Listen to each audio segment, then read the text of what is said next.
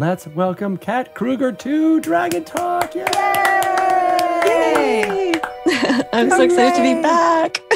Yes. Yay! We're so happy to have you back. This is so exciting. You are, of course, the dungeon master for D20 Games, but you've been doing so many amazing other things in the TRPG space, including some nerdy things. Some very nerdy things. Like literal nerdy thing, like maybe like the nerdiest nerd things ever. Yeah. I don't even think that's hyperbole. Nope. It is definitely not.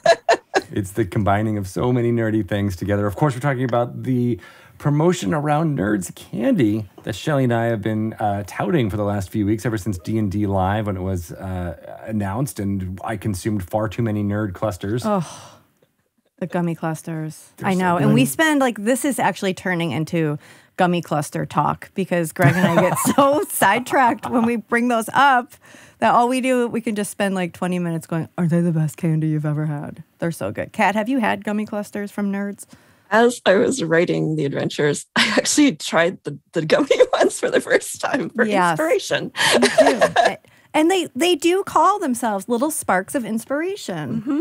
Well, it worked. It definitely worked as somebody, one of the few people at this point who has gotten a chance to read those adventures. It has worked. Ding. Yeah. You are inspired. You gained inspiration in a D&D way as well, so now you can re-roll a D20. I also love how the gummy clusters kind of remind me of Beholders, minus the ice dogs. Wait, I thought they were supposed to be the heroes. Wait. They could be. Maybe they're a band of Beholders that are good Beholders. Mm-hmm. Good. This is the type of adventure where it could happen. This is exactly the kind of adventure.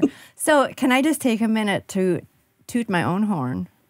Because I am so good at pairing people up with projects. Sometimes. In this case, when I found out about this Nerds promotion, and that not only will there be Nerds candy out in the world with D&D branding and Nerds characters dressed up like they're D&D party characters out in the wild. Wherever you buy Nerds candy, you're going to see these nerds. And then we were also going to do a consumer promotion where with every purchase of your Nerds candy, you can go to a microsite, upload a receipt, and download an adventure, a custom D&D Nerds adventure. And we wanted to do 6 of them because there's 6 characters. And then we wanted to do one final adventure where they all come together at the end. And everybody was like, who's going to write these adventures? And in my head, I just saw Kat Kruger. Who else would write these adventures? I just felt like you were the perfect person to do this. But I also know that you're very, very busy. But somehow you said yes. You said yes to writing these. And honestly, I don't think that there could have been a better, more perfect person for this. Oh, thank you, Shelly. Yeah, as soon as we got on that call and you told me what it was about, I had to say yes. It was really awesome. I mean, Nerds growing up was my favorite candy. Oh. No lie. Like, it was my favorite candy. So when you said Nerds and D&D, one of my favorite games, of course I'm going to say yes. I didn't even know that about the favorite candy. I just know the work that you have done and do, and your D20 Games being so, great and family friendly, that it just felt right. It just felt right. So Absolutely. Here we are. So I feel like you had to learn a whole bunch about or create mythology around these nerds' colors. I think in learning about this, I didn't even realize that they had different personalities in the marketing of Nerds. Did you know that before you took on this project? I did not. It was introduced to me in the brief that Shelly shared, and I thought it was really cool because it was really easy to frame each of the adventures because I had like a theme to go with in each adventure and a class. So that was really awesome. It just really helped frame everything really quickly. But there was also there's a lot of weird connection points between the Nerds candy brand and D&D. Yes. And they're everybody's great and individual, but we're also just better together. Like when you can just accomplish more when you're together and like elevating and when you each play other. D&D, when you're in an adventuring party and collaborate, things work out better. Yes. Like I kept reading like all the stuff they were sending over. I'm like, oh, this actually sounds like us. This is not to mention that one of your really popular candies kind of looks like one of our monsters. Kind of. Again, minus the eye stalks. But so I'm not even going to pretend to understand how people write adventures. But okay, so you got the material that I sent over, but then like you came up with some really clever, cool stories for 6 of the nerds' characters. But I mean, we didn't give you that much to go on. So how? And plus, knowing that like we want this to be family friendly, we know that there's this is an opportunity for new people to discover D&D. So you kind of have to like be careful about how much we're asking of people and how much we're sharing up at first, with the rules and whatnot. So how do you even begin to do this? Well, I mean, a lot of it had to do with having the class and having the the theme or the personality trait with each of the nerds. So, with the what was it? With the rogue and the pink nerd, I knew that we would want to have something where you're making use of roguish skills and I believe it's curiosity for pink. So it's thematically, you just like, well, what do you need to do to sort of exemplify curiosity? And it's like leaning into the exploration and like that sort of problem solving that doesn't necessarily involve conflict and disarming traps at the same time. I don't know. It just seemed really straightforward in a lot of ways to me. Okay. Because even like I know the end result, but even hearing you talk, I'm like getting a little bit of a stomach ache. Like, oh yeah, no, that's too the hard. nerds clusters. It might be that I ate too many nerds clusters. So curiosity was for pink. So how did you manifest that in the adventure? Am I allowed to? How much am I allowed to say? Good question. A lot. Like we can like very loosely talk about some of the themes of the stories of the adventures. Yeah. So it's like exploring underground. There's an NPC that sort of ties all the adventures together, and it's this covert thing that you're trying to figure out along the way.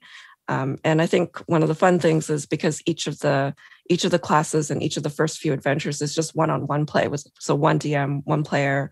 So they're each sort of unlocking an element of the story that eventually ties into the bigger story. And with curiosity, it was delving underground and doing the roguish things of disarming traps, going through. Right. Yeah, I don't want to say too much. I know. Well, it's okay. We can't really talk about these things without spoiling too much. I know. The experience is all going to be there when they download it. And you're not going to spoil it, I don't think. No, we want people to be excited about it. And I do love that, like the way you explain it, you're unlocking another part of the story. Like it's kind of like each adventure builds on the other, and so you will, every time you go back to that microsite with another receipt for purchase, then you get a chance to download the next adventure. Right. So again, the 6 are one-on-one, but then the 7th one, the party comes together and you're leveled up to level 3. And that's like, like a full-on good, solid D&D adventure. Yeah. Which is so cute. And you're writing for not necessarily, experienced DMs either. So how did that play into it? Like, how did you get to teach perhaps a new parent who has not run D&D for their kid before? How did you incorporate that into your writing here?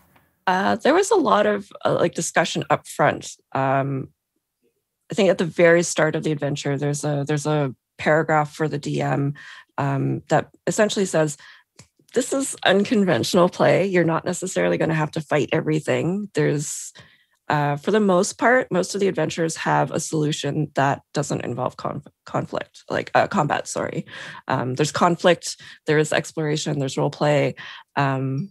Generally speaking, I think the only thing that you absolutely have to fight is probably in the 7th level adventure or the 7th adventure, and the fighter, because, well, the word fight is right there. So it's kind of their deal. That's awesome. All right, so for a parent who has never played Dungeons and Dragons before, other than you giving them that paragraph up front, how much do we give them the guidance on how to run this for their There's guidance throughout as well. So there's that little starter paragraph. There's also, what happens if it seems like they're fighting something and it's going the wrong way. And you don't have to TPK your farty because you're probably playing with a younger person. Even if you're not, like if it's their first experience, you probably don't want that to be their first experience. So there's alternatives to, reviving them, like a helpful NPC who comes along, or a healing potion that just happens to be within your reach. Yes. Yeah, probably not a good idea to kill their characters. No. Right off the bat. Yeah. And throughout there are little notes on if you reach this encounter, then these are some of the ways that it could play out. These are some of the ways that you can help guide the story or your player along. So it was very, I think, hand-holdy, but not at the same time. Like, I didn't want it to feel too hand-holdy. And there's really some great assistance in the studio as well. Like, I have to shout out to Adam Lee because he did awesome with the ideas that I had, and just making sure that the concept and those sorts of things came through. Yeah, definitely a dream team for sure, working with you and also Adam from the studio side, because he was very charmed by this whole concept, and he loved the work that you did, and I think he loved every minute. He just was like always so excited when he was sending me back an adventure. He's like, "Look at this one! Oh my gosh, this is so fun!" And like it was fun to bringing this little nerd party to life. The adventures are a huge part of it, but we also made those animated videos so that you can meet the adventuring party, and that was also super fun. I'm looking at the nerds' personalities that are on the Nerds Candy website, and just Greg, because I think maybe you don't know them as well as Kat and I do. I'm going to give you a quiz, or our listeners.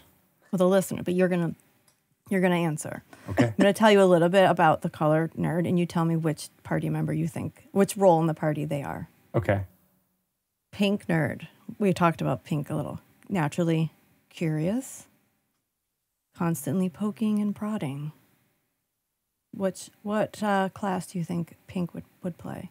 I mean, we mentioned it already, but it's Rogue. Duh. Yeah. All right, good. I got one. Purple. I'll start off with an easy one. Purple. Purple is quiet and introspective, but no less excited to solve problems than the others. They compute and consider, count and measure. They are thoughtful and poignant. And in the picture of the nerd, they're sitting on a pile of books. Wizard? You kind of gave it away there. Also, I've seen the promotional videos, so those are the two that I've seen already. Give me some new ones. Give me some new ones. I'm ready. All right. I like to start you off with something easy. Yeah. See, you're learning good dungeon mastering skills there. Okay, ready? Green nerd. Green is ready to make light of any situation, diffusing tension with laughter that's never mean-spirited. Yes! Okay. Orange nerd. Orange is the simplest of the nerds. Barbarian. We don't have a barbarian, but if we did, they're reactive and shine in physical situations. Fighter. You know it. Oh my gosh. Okay. Yellow. Yellow is technically minded. This one's a little bit of a stretch. They draw up blueprints, build precise models, and think everything through. They're the planners of the bunch and never ready to go until everything is exactly right. They probably pack Band-Aids. Artificer. Think more basic. We don't have an artificer. I would have to go with cleric on You that got one. that. Okay, Yeah. and then final, red. Red has a wild imagination, often cooking up creative ways to invent solutions. They make contraptions, like maybe a bow and arrow. And Giving all this away. I don't want you to not get it. They make contraptions, gadgets, sometimes designing a big elaborate way. Artificer. Animals like them. I guess that would be the ranger, huh? Yes. Okay, Red Ranger. but like we didn't make that up. That was already existing lore from the nerds. Look at how easily they came together. Yeah. Fantastic. It's pretty cool. It's weird that there's no like black nerd who is like into summoning demonic forces, and because then you'd have the warlock class. But you don't have that, I guess. Well, Black licorice flavored nerds. Maybe there could be an expansion on the Next. nerd side. Mm-hmm. I can put you in touch with some people. I got a pitch deck already put together. Oh my gosh. We could get Cursive Strahd, license. Oh my gosh. Oh my god. Yes. Barovian nerds. Bat-shaped nerds. That's amazing. I love that there's all those cues, and then you really can map them to classes pretty easily. It's great. Yeah. It was meant. It was absolutely meant to be. It was so much fun. So, Kat, if I remember correctly, like you came into D&D kind of like not that long ago. No, it was when 5e came out. So that fall, I guess it was 2014. Yeah. Okay. And then next thing I know, you're like DMing live streams and writing adventures. Yeah. How does that happen? Like what happened? Like you was first introduced to D&D, and then it was just like this creative spark just opened and you couldn't stop. Pretty much. Can't stop, won't stop. Yeah, it was. So I learned how to play at a convention where I was. At the time I was a young adult author, so I was a guest. You still are. You're a hard adult. So I was a guest there, and I learned how to play there. I met Chris Tulloch, who also works at Wizards, and he's now my partner. I also remember him like telling after that convention, like coming to my desk and being like, "Oh my god, he was trying to frame it like I met someone that I think you would really like her." I'm like, oh, you think I would really like? You guys would really get along. I really think. And then he like spent an hour telling me all of the reasons why you're the greatest person ever. It was adorable.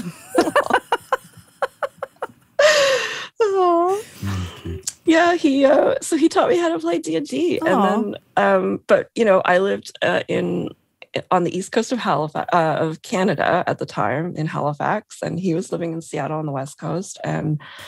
But it was an hour and a half of this game, this tutorial, and as soon as I was done with it, I just thought, this is an incredible, like, collaborative writing tool. And so I didn't have a dungeon master, so I started running a home game of The Lost Mine of Phandelver. And then I had an opportunity to teach at a creative learning center, and I pitched creative writing through D&D, which went really well. And then I did another one that was just D&D. And then, the kids there are still playing D&D, which is awesome. Oh my gosh. Yeah. Cool. And then after that, it was just, eventually moved out here and slowly made the switch from book writer to game designer. And I started D20 Dames with Jen Vaughn, along with the other cast members. Jen and I sat together and just, decided that we wanted to do it because we were in a home game for a few months, and we heard the Adventure Zone and thought, what would be nice? It'd be nice if we did something like that. So it wasn't, so we had like our voices represented, because we didn't hear a lot of that or see a lot of that at the time. That was 2017. And yeah, it's been so great because it's opened up so many opportunities. I'm having so much fun. I do freelance game design. So, I've worked I mean, I've worked with you before, Shelley, on an Avalon Hill game, worked with Hasbro. Yeah. I've got an Adventures League adventure coming out for the Ravenlofts season. Nice. It's just been fantastic. A little bit of everything. Yeah. It's so cool. Can you talk a little bit about the workshops you did at Creative Learning with the kids and how you use D&D to teach them creative writing? It was mostly looking at the world building. So we would collaborate on stories, and part of it was running the Lost Mine of Phandelver, and I would get them to, instead of building Phandalin as is, I got them to build a special place in Phandelver that they would frequent. So That's cool. Those little locations would be dotted throughout the little village that they could go to and get quests from. And they all built this little enhanced version of this village that exists in D&D lore. And, I got them to look at character development through their character sheet. And, you've got your backstory, you've got your ideals and bonds and flaws, and that's a way to look at character development in if you write a longer piece like a novel. I think it's really fun to be able to write a character sheet for your characters, right?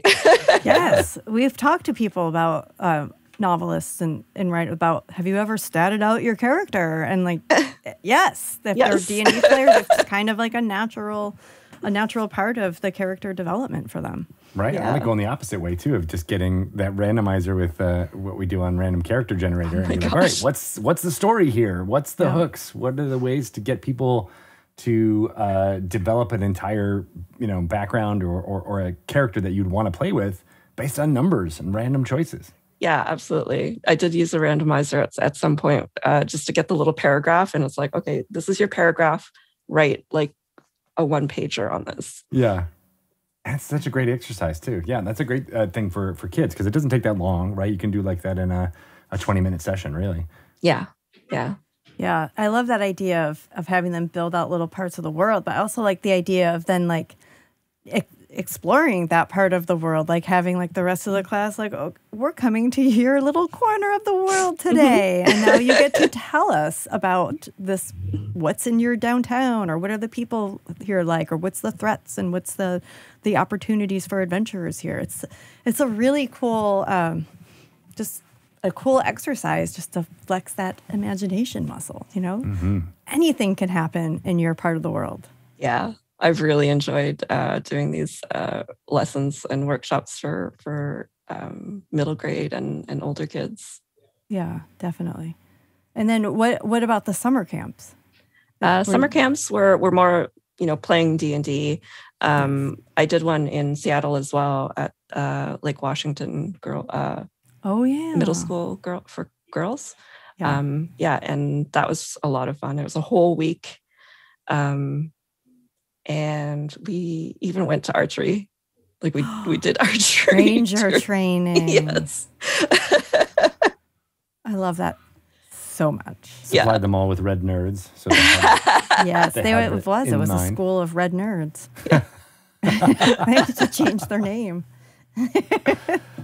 Man, seeing that, I mean, this is a little bit of a derail, but seeing all the Olympic coverage of the archery thing, how come our D&D bows don't have those like weird counterbalancing things that seem to happen on all of them? I want that to be part of our kit now from now on. It looks so cool. Yeah. And that goes with the contraption making that Red has. There you go. That's it. Yet another synergy. Good stuff. Yeah, and you're a parent now as well. So having, I think the last time we talked, identifying with the paladin. Do you think that your little one is still wants to be the knight, or are there ways that you're incorporating D&D as being a parent? He's kind of all over the place.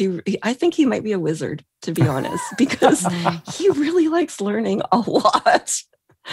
Good. So yeah, I think we have a little wizard, maybe multi-class at some point, but definitely a wizard. Nice. Have you been able to play with him at all, even on a basic level?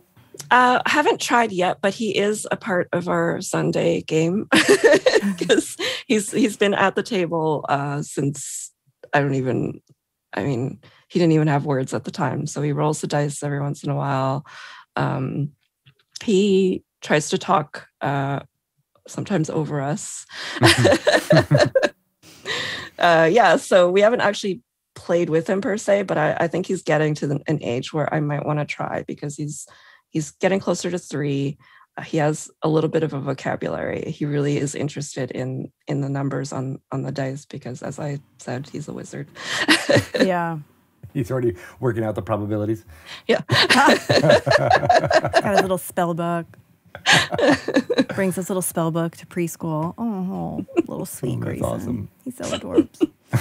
He kind of has no choice, though. He will be a D&D player. I mean, that's just... he does love games in general. Like, we've got, games that at his age group, so they're like simple, very, very simple games. But he, when we're playing, sometimes he says, want to play a game. And then, so I really feel like we're at a stage where we could probably start introducing some level of D&D. And he does some storytelling.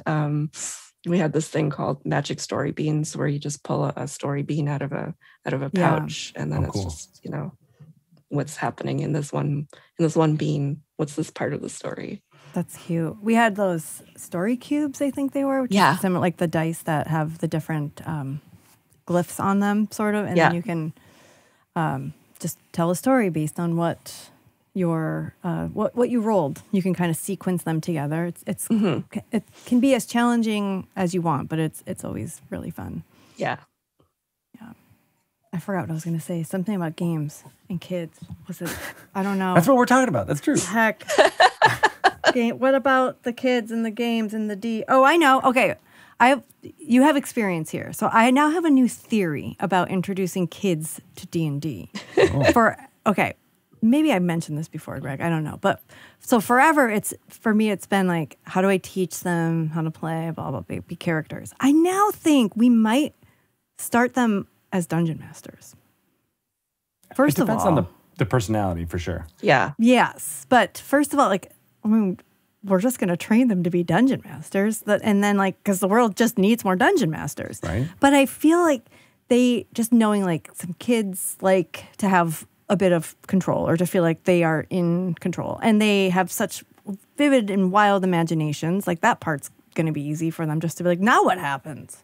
Well, now what happens if I do this? You can kind of guide them into telling you what happens. Well, okay, I want to kick down this door.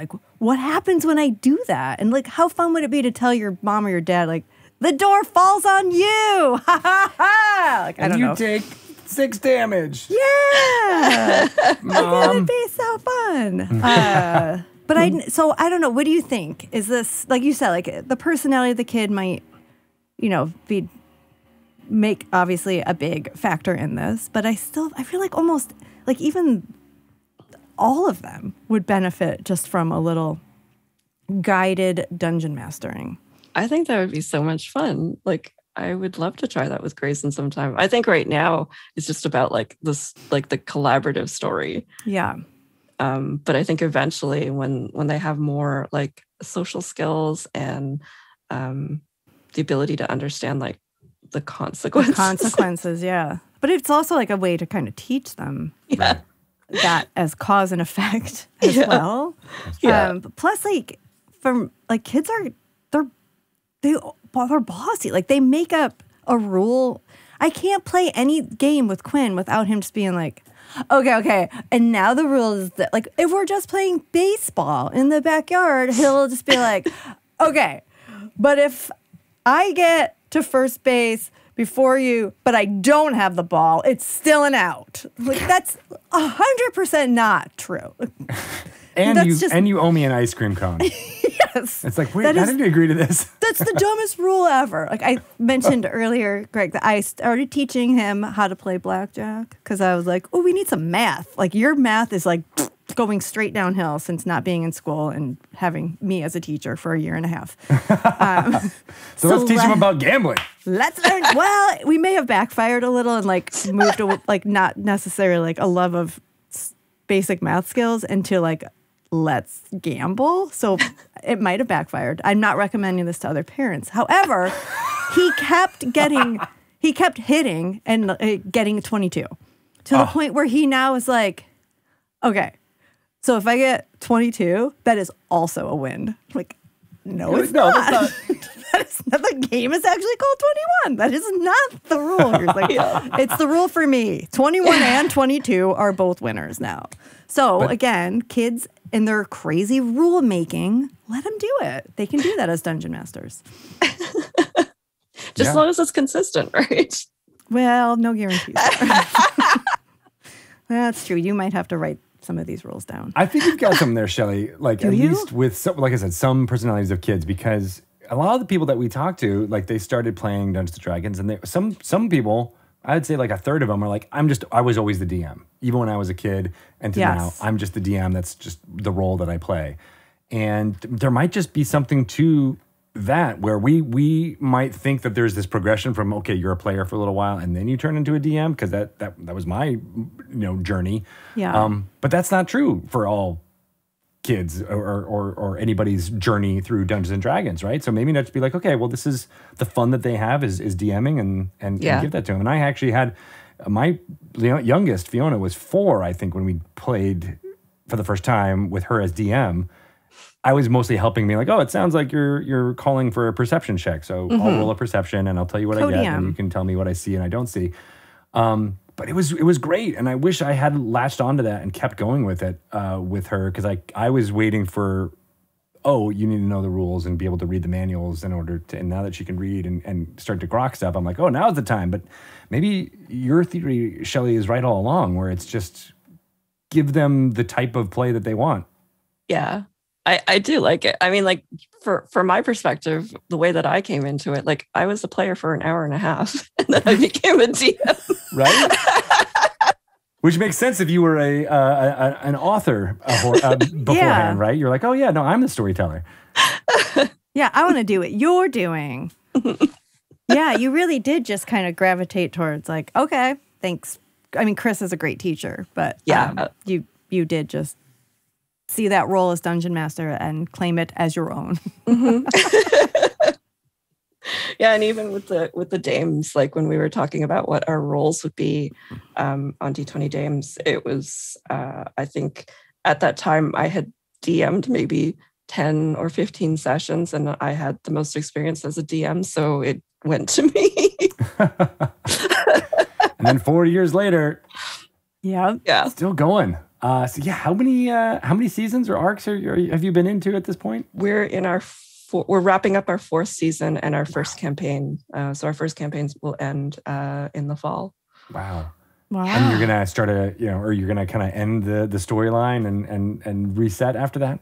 Yeah, it's all recorded at this point. We had to record it because Maris Mullally, who actually also works at Wizards now, she was going on mat leave. So we had to record all of this in a very short amount of time in like October, November of last year. So it's all, we already know what's going to happen, but it's not going to get the final episode doesn't come out until end of September, October, I think. So. Wow. Yeah. That's a long lead time. Yeah. And 4 years that seems like a long time for a campaign, for a streamed campaign. Yeah, I don't know what the average is. Maybe none of mine have just lasted that long. Greg's probably like, that's like an hour. But no, I mean that is it is long. It feels like a long time. I mean, you guys have had breaks and whatnot here and there. I think that's important.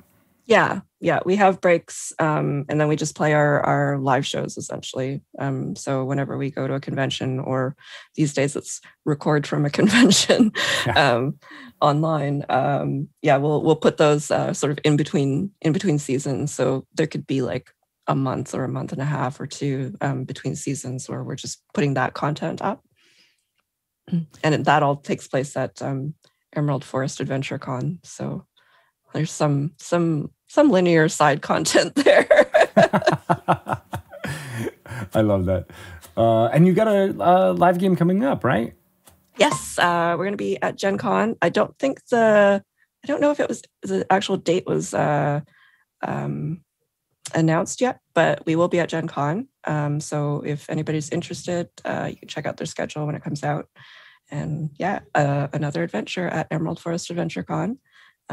Nice. We do a lot of I really like writing parodies of pop culture. So this one is going to be possibly related to What We Do in the Shadows, except family friendly.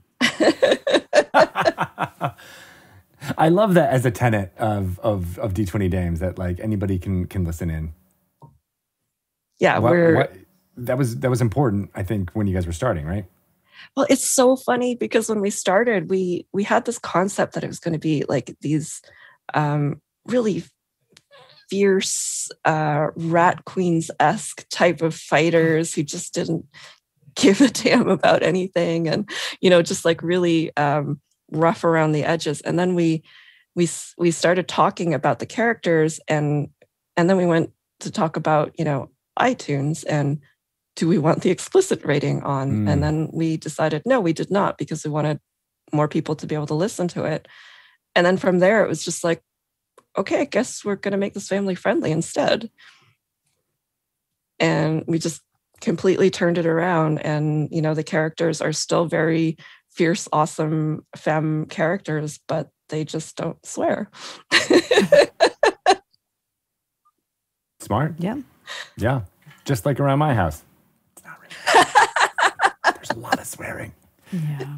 Especially as my 10 and 8-year-old are continuing to mature and perhaps taking on the worst qualities of their parents. Yeah. For me, but it's always about learning the context of when to do that. But I know when you're listening to something in the car or going somewhere, with younger ears, it's really nice to have that option to be like, oh, let's have a listen to something that you don't have to like turn it down when they're talking about something. Yeah, and when we got talking about it, was we looked around and we saw that there wasn't actually a lot of content that for D&D actual play that was family friendly at the time. So it was also another this is also a really great opportunity, not just for our voices but for families to be able to listen to it. Yeah. I remember hearing or maybe seeing the feedback from, or maybe you mentioned this to us, but like a lot of like fathers being excited about like, I get to listen to this with my daughters and my young daughters. I want them to hear, see themselves represented in D&D players, and not be afraid that like you're gonna be dropping some F-bombs like those people on Dragon Talk. Now Ryan bleeps this out, right? He does, right? But anyway, that is very important that your audience can be these younger women that want to see people like them playing around the table, and I think you are all wonderful representations of what our community looks like. Thank you. Thank you. Yeah, we're still having so much fun with it. And the friendships that I made on D20 Dames has been incredible. Also, I love them so much. D&D does that to people. Those friendships, man. I want some nerds content in there too. Now they're gonna go to. You're gonna encounter like Harmony Town. Is that what it's called? Harmony. Harmony. The town of Harmony. It is Harmony. Yeah. How adorbs. So as a dungeon master and running this, this campaign for 4 years, on and off, breaks here and there, but still, like when you started it and now knowing how it ends, how different is it in your mind? Or did you not even think that far ahead when you started? There were elements that I definitely thought about. And then there were elements where it's just leave it to what happens. Let's see what I can say here without spoiling a season here. So one of the first things I did as a dungeon master was I created this quiz that was sort of based on Xanathar's Guide to Everything, where they have that "This is your life" section, and you can fill out your backstory. So I made a quiz based on that, and one of the things I put in there was the thing that ties all these dames together is that they have a legendary hero from a group of adventurers in history. So they were making up this legendary, it eventually became the Sistren Circle. So each of them had to tell me who this hero was, what their deal was, and how they died, or if they died, or whatever the legend is, under the understanding that what they tell me is what they believe, but not necessarily what actually happened, because legends are legends for a reason, and stories sometimes get,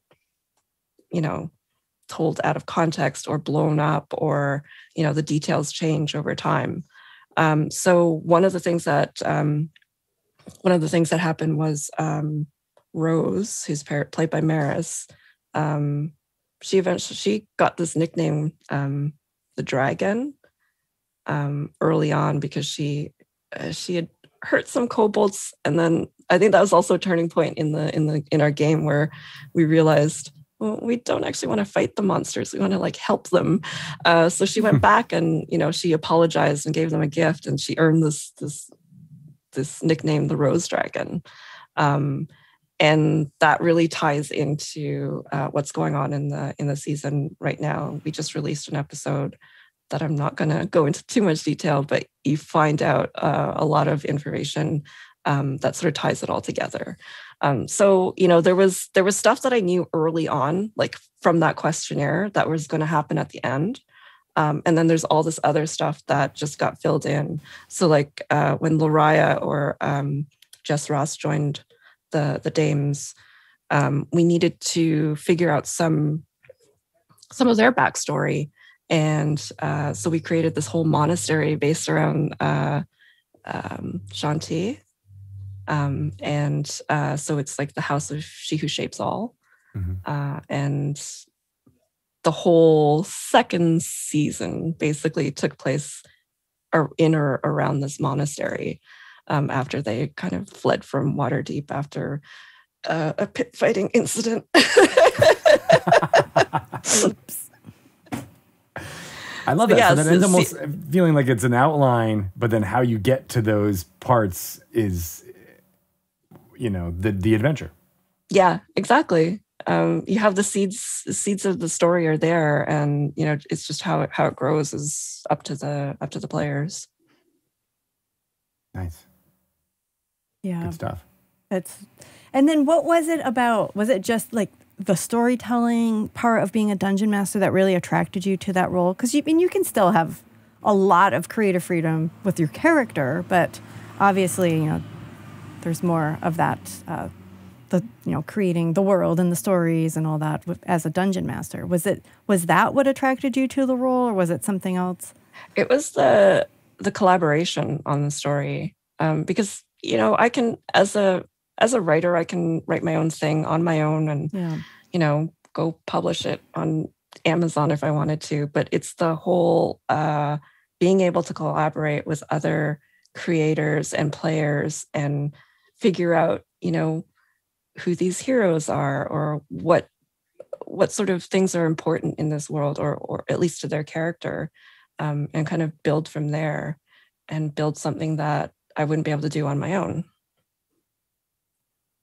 And you did a lot of one-on-one episodes, right? If I remember correctly, right? Where it was just you and one of the other dames just kind of getting like a more of a backstory type feel to it. Yeah. So we most of our downtimes had one-on-one. Mm-hmm. So it was essentially they would tell me ahead of time the one thing that they wanted to do on their downtime, and then I would have essentially a one-on-one with each of the characters. And then because Maris got really busy with her work, she wasn't able to commit as much. So she sort of officially left the Dames, but is still part of the Dames. So so what we did there was she left at the end of season 2 on a big cliffhanger, going into the Shadowfell. She just walks into this portal and to save somebody, and then it closes in behind her, and we're like, okay, what happens next? Ooh, what a great way to go out. Yeah. So season 3 and 4, we got these little peeks into the Shadowfell. And those were all one-on-one sessions with Maris, which I really loved doing. I don't think it's sustainable for like a whole campaign where you have like 4 years worth of content, but I thought it was really fun to be able to do those one-on-one and the downtimes as well. That must have been really good training for, writing the, well, I guess a lot of adventures, but definitely these Nerds adventures that we've been talking about, like how you can frame something that can be done in a session, maybe it's 45 minutes to an hour, but you can tell something that has a satisfying beginning, middle, and end with something that is just 2 players. Absolutely. I really love those sessions because you got everything in it. Like there's a lot of like personal stuff that happened to the characters. There was exploration. The role playing was more, in this case, because it was the Shadowfell, it was like more like memories and things that, kind of haunted her. And, we also got combat. So you're able to do all 3 pillars, even though you're one-on-one. Mm-hmm. Yeah. Yeah. And how would you, I've done a few one-on-one sessions using companions or other things kind of to fill out the party. And it's really fun, but there is a moment of like, okay, well, it's just you and me talking right now. So how do we spice it up? Like, did you think about that when you were crafting these for the Nerds thing? Or what advice could you give for people who are running one-on-one sessions to kind of keep it moving? Yeah. Part of it is having some interesting NPCs. In Rose's case, it was really difficult because she literally was just there by herself, but she happened to pick up these 2 sentient stones. So I leaned on those for a little bit to have some internal conflict, talking in her mind. So I think interesting NPCs, interesting challenges as well, so that you're not necessarily just talking to the DM. You have somebody else to talk to. And then you can have the DM talking to themselves. Yeah, that has happened. How do you do that? Because I was listening back to some older Dragon Talk episodes, and I made this joke, and it keeps sticking in my head.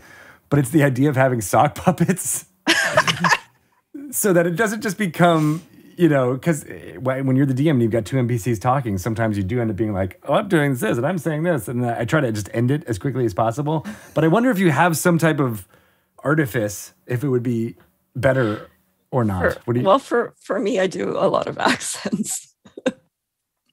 Yeah. So but then you have to drop in and out very quickly. Yeah. Like I still remember it was our first, it was the first like 3 episodes before, right after the prequel. So I had the kobolds with a like sort of a thick New York accent, and then the gnomes had an Irish accent. And at one point they were talking to each other back and forth. That would be a lot of work. Harder. Yes. Yeah, you'll have to go back and get what the Beetle and Grimm's, was it the puppets they had Curse the finger puppets for Curse of Strahd. Oh my gosh, yes. But now I want to go talk to the studio team about putting sock puppets in all of our acquisition products, all of our boxes. This one's a kobold and this one's a NPC. Goblin. It comes with 5 sock puppet NPCs.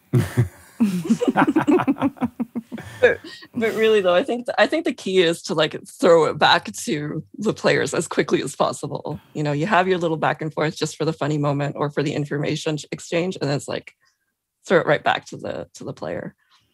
You kind of have to, right? Because it ends up being so cringy.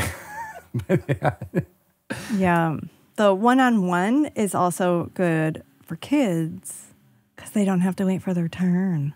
We know how like they don't like to just wait. For not that they, especially the younger ones, have a little harder time with that. Yes. Yeah, it's just like always your turn. And again, if they're the dungeon master, though, it is always your turn. Like you can just see another reason why we got to start them off as DMs. Yeah, I think I'm going to do this with Grayson now. Let him be the DM. Get some training in there. What story do you want to tell? Yeah, I love pretty sure our story would have something to do with poop, and baseball. Most likely. Those seem to be the two things that are the driving force in his life right now.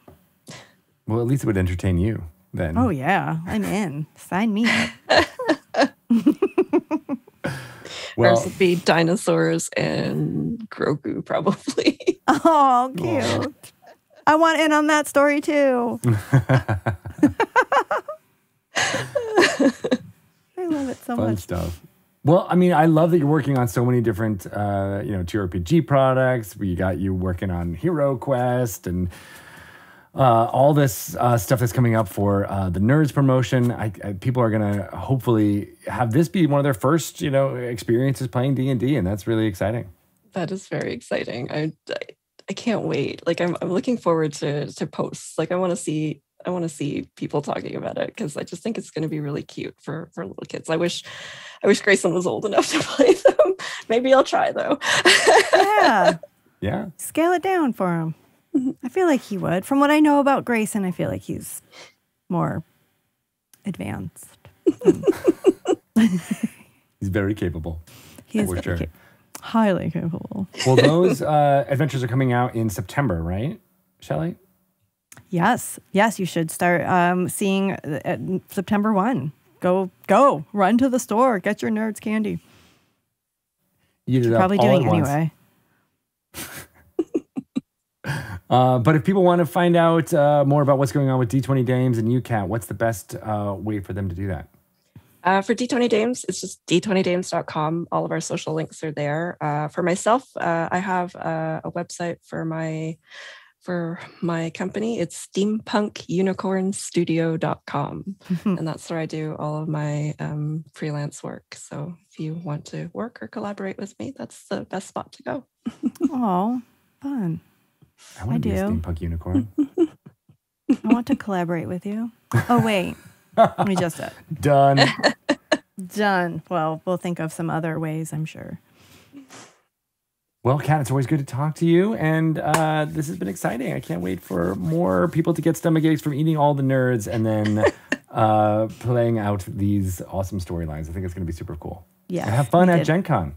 Thank you. Yeah, exciting. Very exciting. Give a very well hand sanitized high five to all of the dames for me when you see them. Yeah. Air high five. Air high five to the camera. Yay! Still-